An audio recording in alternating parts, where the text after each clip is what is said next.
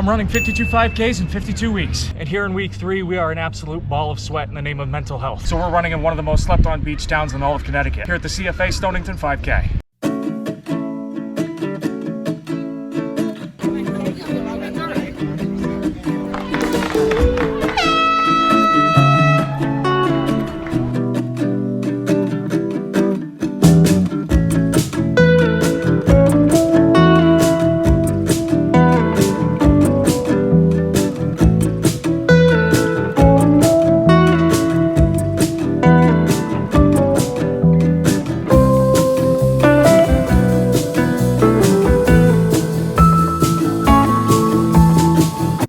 I'm moving in a month, so we're gonna have a more permanent spot later. But let's talk week 3. So here we have our first locally organized 5K race. Since it was slim pickings that week, it's the CFA Mental Health Awareness CFA Mental Health Awareness Run. This was used to help raise money for the mental health professionals that are in the school system, which is, I'm here for that. It was kind of ironic though that the mental health was the cause for this race, because you know, after 2 straight weeks of 35-minute plus runs, after going through the whole process of last year, you get this feeling like you should be ahead. And there's a certain level of discouragement and doubts that are in your head throughout that entire process, making you think that, oh, what are you doing? You should be better than this. Not to mention, of course, that I had some tech issues to fix. This old gal is a late 2013 and it's done me well, but it decides it wants to unalive at the sight of anything more than playing a video on Chrome. Not exactly something you can work with.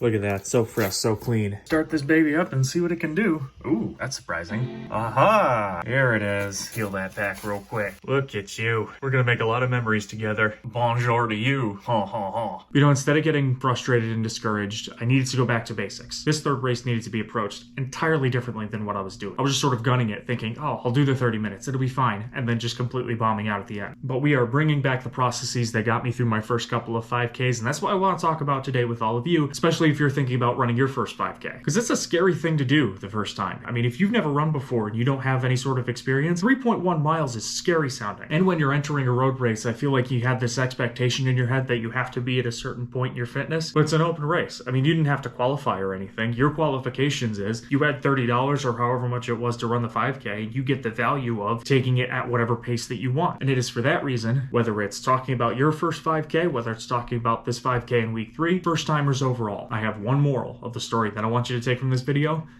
It is okay to walk. The people that search for perfection without process are doomed to fail. You're not going to wake up one day and all of a sudden figure it out. I mean, this whole thing, it takes the time of the process. If you're at a point in your fitness journey where you need to walk, just walk. It's okay. It gives your body a chance to recover while still making progress. It's still forward motion. And at the end of the day, if you're discouraged by it, all I can really say is, now you know. Whatever training preparations you had that morning, that week, that day, now you know that at this moment in your journey, it's going to force you to walk. Not the end of the world. Now you know. That's information you're going to be able to collect in order to make your second 5K faster than your first one, or your third faster than your second. So for example, for week 3, as you can tell from weeks 1 and 2, you can see them if you haven't seen them yet. I was not at the place yet where I could finish a 5K just straight running. So instead of going for it and then crashing, what I decided to do for week 3 was scheduled cycles of about a half mile each, so I could prepare ahead of time. This is when I'm going to run, this is when I'm going to walk. And that's strategy that you can use wherever you are in your fitness journey. Here's how to do it. But a week before the 5K, try running for as long as you can. Not gunning it, not sprinting. Try running at a pace where if you're trying to talk to somebody next to you, they can clearly hear you and you're not insanely out of breath. Based on however long you're able to go, make a plan of how long you want those cycles to be. So if you end up measuring that you're running for 10 minutes and your pace puts you at about 3/4 of a mile in those 10 minutes, plan it out so you do like running a 1/4 mile and then walking a 1/4 mile, or running for 2 minutes and walking for 2 minutes, something along those lines. And that breaks up your race into little pieces that are more attainable. That way, when you're actually at the race and go through this plan, if you're feeling really good at the end and want to take it up a notch, you can. If you're falling behind, you can take it back a notch if you need to. You have those options in front of you in these little cycles. Then as you're doing more and more running, you can break that down to go even longer. So instead of 2 minutes walk, 2 minutes run, 2 minutes walk, 3 minutes run, and you just keep on adding to it until you're able to do the full distance, no walking whatsoever. So that was the week leading into Stonington. That whole idea was just breaking things down to build the weekly mileage up from 7 to 10. And there was a more concrete race plan leading into a 2-lap race around a very quaint little beach town on Connecticut's border with Rhode Island there. All right, so I was not anticipating things to warm up as quickly as it has. So the idea of having a sweatshirt was a terrible idea. Sorry though, 18 minutes, halfway, not bad. This is a parking garage? I love this street. This is very quaint, very beach town. There's a place called Tucci here. Is he here? Is he no longer in Italy? Whose Tucci is that? Kitty cat! All right, so we're already at 30 minutes. This probably isn't going to be the best 5K that we've done. More lessons to make. Not 2/10 of a mile. We got this, come on now.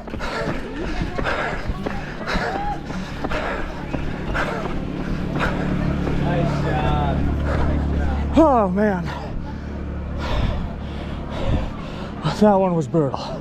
You know, unofficially, I got 5 seconds better than my best time so far just from the pacing. Just a 0.1 walk, 0.4 to 0.5 run. Seems to be working. You know, that's how I got through a lot of the training block for New York and how I was able to get through long distances without really knowing how to run past 4 miles. You know what? That's part of the game though. This is, you know, we're chipping away at things. There's progress. And that's what counts at the end. There's a certain level of progress, however small. And, you know, this was a bit of a transitional week doing more mileage. So, you know, we'll figure it out. The missile is a sleeve G little guy.